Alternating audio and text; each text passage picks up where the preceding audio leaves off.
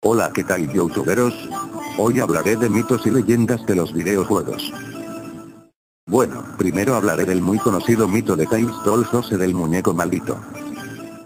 Tails Doll es uno de los personajes ocultos del Sonic R, 1997, que se obtiene en la pista Radical City, encontrando los 5 tokens y acabando la carrera entre los 3 primeros.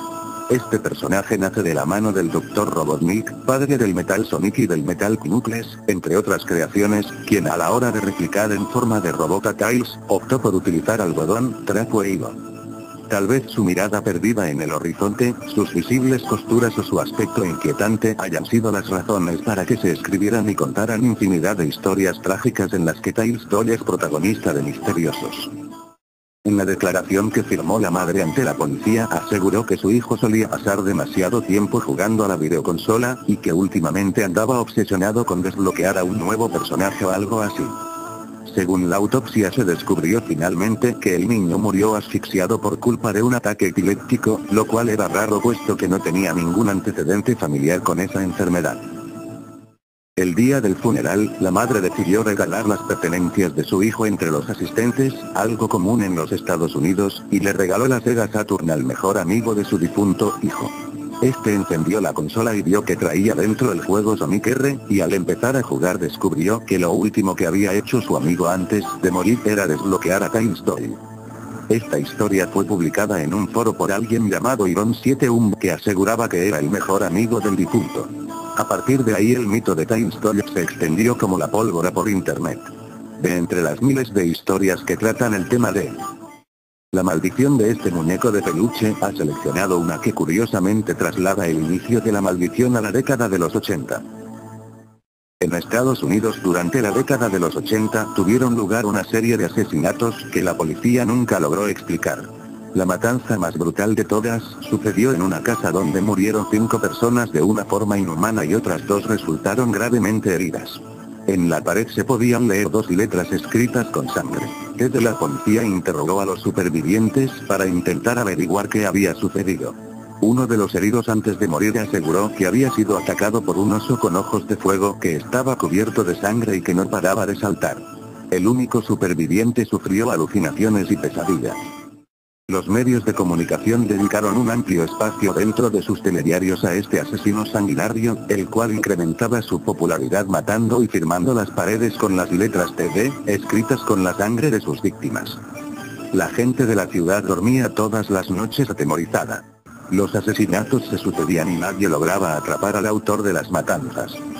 Una noche más, una pareja de oficiales lograron divisar una figura extraña en las sombras, escribiendo las letras TD en la pared de un oscuro callejón durante turno rutinario. No dudaron a abalanzarse sobre el sospechoso, pero este se dio cuenta y escapó. Al entrar en el cementerio, los policías no tomaron las debidas precauciones. Les dominaba el ansia de atrapar cuanto antes al criminal, que tantos conocidos se había llevado por delante, y ese fue su error. De repente, uno de ellos cayó al suelo sangrando a borbotones por la garganta y su compañero tuvo que auxiliarlo, pero logró sacar una foto con una cámara que portaba en el bolsillo a la zona oscura del camposanto donde se debía encontrar el criminal. Cuando reveló el carrete la sorpresa fue enorme, al lado de una de las tumbas se podía apreciar la silueta de un oso de peluche con una luz roja en la cabeza portando un hacha en su mano izquierda. Se llevaron a cabo múltiples misas, rezos y procesiones sin que el asesino cesase hasta que un día, TD apareció de la nada y se situó delante de la atemorizada multitud. Lloraba sangre y increpaba a gritos a todos los que oraban. El sacerdote se acercó sin titubear al muñeco de trapo y lo roció con agua bendita, y en ese instante, TD comenzó a expulsar sangre por todas sus extremidades hasta que se arrodilló y explotó delante de la gente. El demonio fue vencido y la gente pudo volver a dormir tranquila para siempre, o al menos eso creían hasta que en 1998 ocurrió un asesinato similar a los anteriores en el que aparecía escrito en el propio cadáver: muchas gracias por vuestro miedo, y a Sega por resucitarme. A partir de ahora no tendré cuerpo ya que soy el Tails Doll. Ahora es mi turno. Una leyenda urbana asegura que el nombre original del primer plataformas de la historia era Monkey Kong, pero que finalmente se llamaría Donkey Kong por culpa de un error de traducción. Veamos qué hay de cierto y qué de falso tras esta historia. Seguro que todos coincidimos con Miyamoto en que Kong es un buen nombre para un gorila, tan bueno que la compañía nipona tuvo que ir a juicio por culpa de la demanda interpuesta por la productora Universal City Studios, poseedora de los derechos de la película King Kong. Al final ganó Nintendo, pero esto es otra historia. Lo que nos interesa es, ¿por qué Donkey, burro? En este punto podemos considerar varias teorías de por qué el juego no acabó llamándose Monkey Kong. El error tipográfico / de traducción. ¿Podría haber sido un error de traducción? Pues sí, aunque sería bastante complicado. Por un lado un mono y un burro son dos animales lo suficientemente distintos y, por otro, la pronunciación de las letras D y M es también muy diferente y se encuentran relativamente alejadas dentro de la disposición del teclado. Hay quien dice que cuando Nintendo se dio cuenta del error, decidió no corregirlo, ya que tenía miles de pegatinas para las máquinas ya impresas. Mark Smith, editor de la revista Club Nintendo Magazine, se decanta por esta teoría asegurando que todo se originó por un error tipográfico en un fax enviado desde Nintendo Japón. La conversación telefónica. Otra leyenda nos habla de que este error surgió en una conversación telefónica entre Miyamoto y los importadores americanos. Cuando Miyamoto pronunció el título del juego Monkey Kong, los importadores entendieron Donkey Kong por culpa de la mala calidad de la línea.